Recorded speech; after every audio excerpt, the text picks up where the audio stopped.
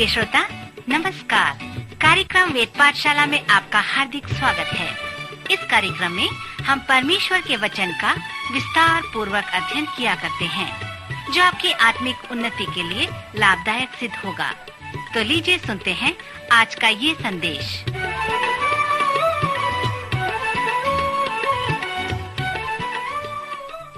नमस्कार श्रोता मित्र, वेद पाठशाला की अगली कक्षा में आपका स्वागत है।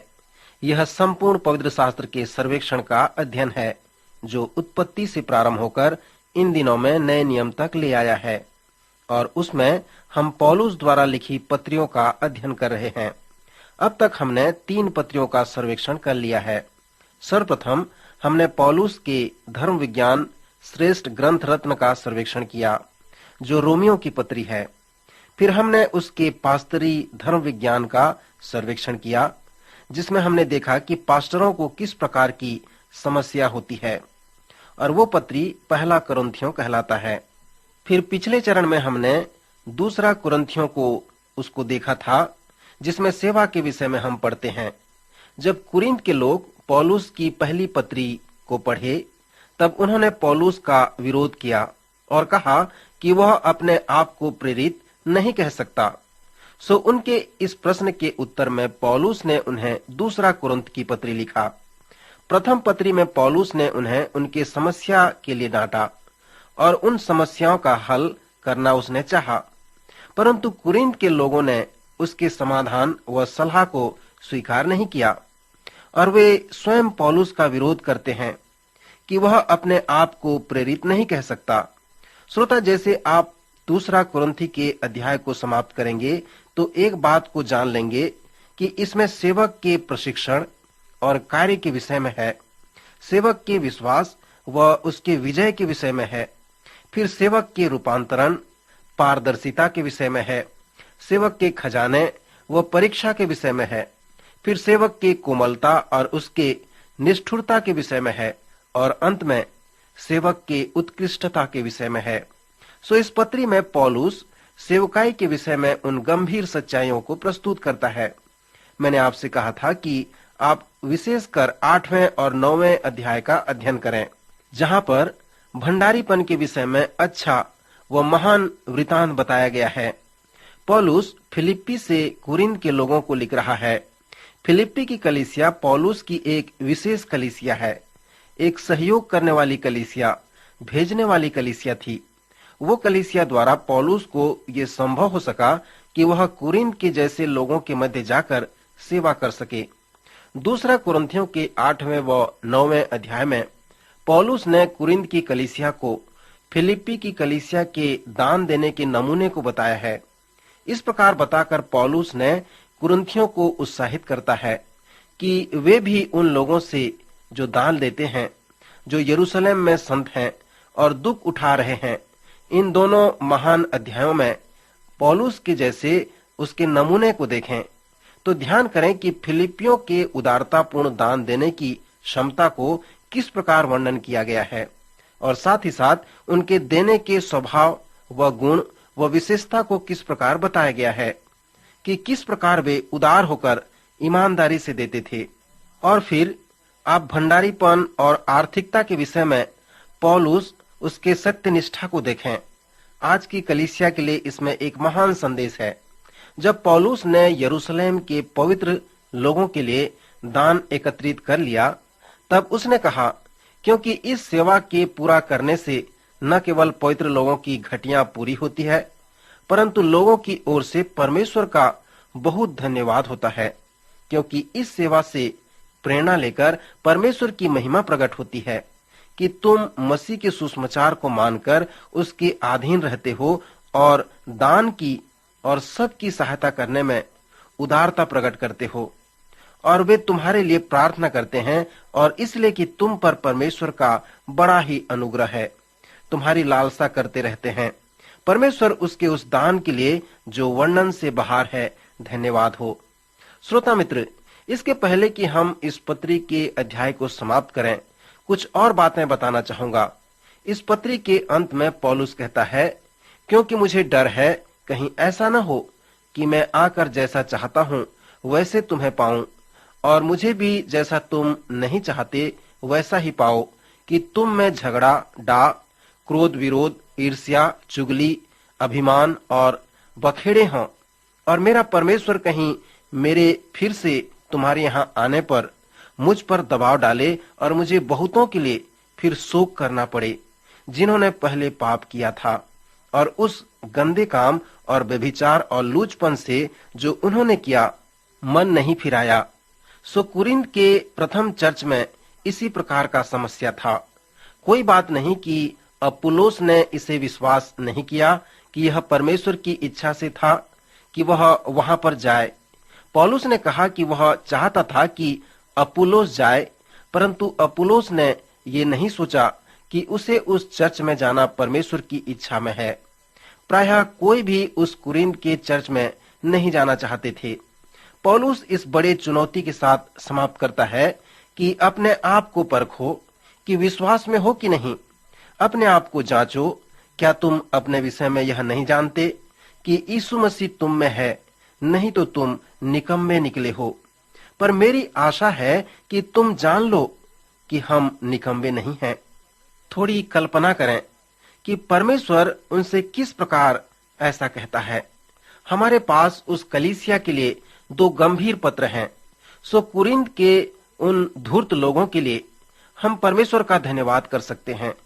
यदि इस प्रकार की समस्या उनके द्वारा नहीं होती तो हमें इस प्रकार का प्रेरणादायक व सुंदर साहित्य नहीं मिल सकता था। श्रोता मित्र, अब पौलुस के जिस पत्री का हम सर्वेक्षण करने जा रहे हैं वह गलतियों के नाम पौलुस प्रेरित की पत्री है। यह एक अलग प्रकार की पत्री है जो पौलुस प्रेरित द्वारा लिखी गई है। इसके कुछ भेद की बात को मैं आपसे बताना चाहूंगा। पवित्र शास्त्र के सभी 66 पुस्तकों में से मेरे पसंद की पुस्तक पौलुस की पत्रियां हैं। ये पत्रियां बड़े ही गंभीर पत्री हैं। पवित्र शास्त्र के सभी पुस्तकें परमेश्वर की प्रेरणा से हैं, परंतु पौलुस की पत्रियां तर्क संगत और व्यवहारिक पत्रियां हैं। मैं उन सबों से प्रेम रखता हूं। प्रत्येक पत्री अलग अलग है। पौलुस विभिन्न प्रकार का पत्र लिखता है। हमने पास्तरी पत्री देखा, सेवा व भंडारीपन के विषय में देखा, फिर धर्म ज्ञान से संबंधित विषय को देखा, पर अब हम एक अलग प्रकार के पत्री को देखेंगे जिसे हम पौलुस के भावात्मक पत्र कहते हैं। जब पौलुस गलतियों के लोगों को पत्र लिखता है तो वह क्रोधित होता है। हम इसे धार्मिकता का क्रोध कह सकते हैं। परंतु जब पौलुस ने इस पत्री को लिखा तब वह बहुत क्रोधित व परेशान था। फिलिपियों की पत्री के प्रारंभिक पद के साथ गलतियों की पत्री की तुलना करें। फिलिपियों के लोगों से वह बहुत प्रेम करता है, और यद्यपि कुरिन्थ के लोग पापों में थे फिर भी वह उनसे प्रेम रखता था और अपनी पत्री में उन्हें लिखकर उत्साहित किया करता है कि वे सुसमाचार की सेवा में सहभागिता रखें। पौलुस ने कुरिन्थ के लोगों को पवित्र लोग भी कहा है। सो उसके प्रारंभिक पद में बहुत कुछ बातें हैं, परंतु गलतियों के लिए इस प्रकार नहीं कहा। न ही प्रारंभिक पद में प्रेम है। यहाँ पर सहभागिता, सुसमाचार की संगति, सहयोगिता किसी प्रकार की बातें नहीं हैं। पौलुस लगातार उस चर्च की समस्याओं को लिखता है। वह लिखता है कि कुरिन्थ की कलीसिया से गलतियों की कलीसिया की जो समस्या है वह गंभीर समस्या है। श्रोता, जैसे आप गलतियों की पत्री को पढ़ते हैं तो आप जान सकते हैं कि गलतियों के चर्च में क्या हुआ था। पौलुस उस गलतियों के सभी क्षेत्र में गया और सुसमाचार सुनाया। उसका सुसमाचार प्रचार यह था कि क्रूस पर यीशु मसीह की मृत्यु परमेश्वर के लिए यह संभव कर दिया कि वह आपके लिए उद्धार को उपलब्ध कर सके। यीशु मसीह के सुसमाचार पर विश्वास करो और उस विश्वास के कारण जिसे परमेश्वर तुम्हें देता है उसके द्वारा तुम उद्धार प्राप्त कर सकते हो। यह सब परमेश्वर के अनुग्रह का प्रमाण है जिसने प्रभु यीशु मसीह को इस संसार में भेज दिया ताकि उसके द्वारा हमारा उद्धार और हम बच जाए। सो पौलुस के अनुसार उद्धार जो है वो अनुग्रह व विश्वास के द्वारा ही संभव है। पौलुस कहता है कि हम उन भले कार्यों के लिए बचाए व सृजे गए हैं और हमारा वो अच्छा कार्य हमारे विश्वास को मान्य रखता है, क्योंकि हमारे विश्वास से ही हमारा उद्धार हुआ है। न कि हमारे भले कामों के कारण। जब पौलुस ने इस प्रकार प्रचार किया, तब यहूदी अगुवे, जिन्हें पौलुस के प्रचार को जिन्होंने सुना था, वे गलतियों में जाकर लोगों से कहने लगे, पौलुस जो कहता है वह तो ठीक ही है, परंतु तुम बिना खतना कराए और मूसा की व्यवस्था को बिना माने उद्धार नहीं प्राप्त कर सकते हो। वे उन यूनानी लोगों को यहूदी बनाना चाहते थे। जब पौलुस ने सुना कि इस प्रकार की समस्या वहां पर हो रहा है और अनेक गलतियों के विश्वासियों का खतना हो रहा है, तो वह बहुत क्रोध में आकर अपने ही हाथ में इस पत्री को लिखना प्रारंभ करता है। वो लिखता है, पौलुस की जो न मनुष्यों की ओर से और न मनुष्यों के द्वारा वरन यीशु मसीह और परमेश्वर पिता के द्वारा, जिसने उसको मरे हुओं में से जिलाया, प्रेरित है, और सारे भाइयों की ओर से जो मेरे साथ हैं, गलतियों की कलीसिया के नाम, परमेश्वर पिता और हमारे प्रभु यीशु मसीह की ओर से तुम्हें अनुग्रह व शांति मिलती रहे।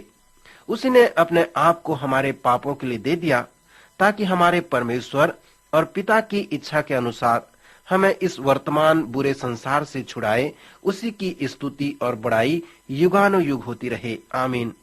ये सब प्रकार के समाधान व हल हैं जो उन्हें मिलना चाहिए था। श्रोता मित्र, फिर पौलुस अपनी पत्री का संदेश प्रारंभ करता है। मुझे आश्चर्य होता है कि जिसने तुम्हें मसीह के अनुग्रह से बुलाया, उससे तुम इतनी जल्दी फिरकर और ही प्रकार के सुसमाचार की ओर झुकने लगे हो, परंतु वह दूसरा सुसमाचार है ही नहीं। पर बात यह है कि कितने ऐसे हैं जो तुम्हें घबरा देते और मसीह के सुसमाचार को बिगाड़ना चाहते हैं। अब यहाँ पर पौलुस एक सख्त लेखांश प्रस्तुत करता है, परंतु यदि हम या स्वर्ग से कोई दूत भी उस सुसमाचार को छोड़ जो हमने तुमको सुनाया है, कोई और सुसमाचार तुम्हें सुनाए, तो वह श्रापित हो। मित्र, यहाँ पर पौलुस के कहने का तात्पर्य यह है कि एक ही सुसमाचार है, और वो है कि जब मैं गलतियां में था तो वही सुसमाचार मैंने तुम्हें सुनाया था। तुम उसी पर विश्वास करो, वही सच्चा सुसमाचार है। उस पर विश्वास करो, उसे मानो, उसे अपने जीवन में लागू करो। जब पौलुस ने फिलिपियों को ये पत्र लिखा तो वह बंदीगृह में था, और बंदीगृह से लिखकर कहता है, प्रभु में जो भाई हैं, उनमें से बहुधा मेरे कैद होने के कारण हियाव बांधकर परमेश्वर का वचन निधड़क सुनाने का और भी हियाव करते हैं। कितने तो डाह और झगड़े के कारण मसीह का प्रचार करते हैं, और कितने भली मनसा से मसीह का प्रचार करते हैं। सो यहाँ पर पौलुस कहता है कि इस कारण मैं आनंदित और मगन हूँ, मैं आनंदित रहूंगा। श्रोता मित्र, आज हम यहाँ पर रुकना चाहेंगे। अगले कार्यक्रम में हम इस पत्री के विषय में और भी अध्ययन करेंगे। प्रभु आज के वचन द्वारा आपको आशीष दे।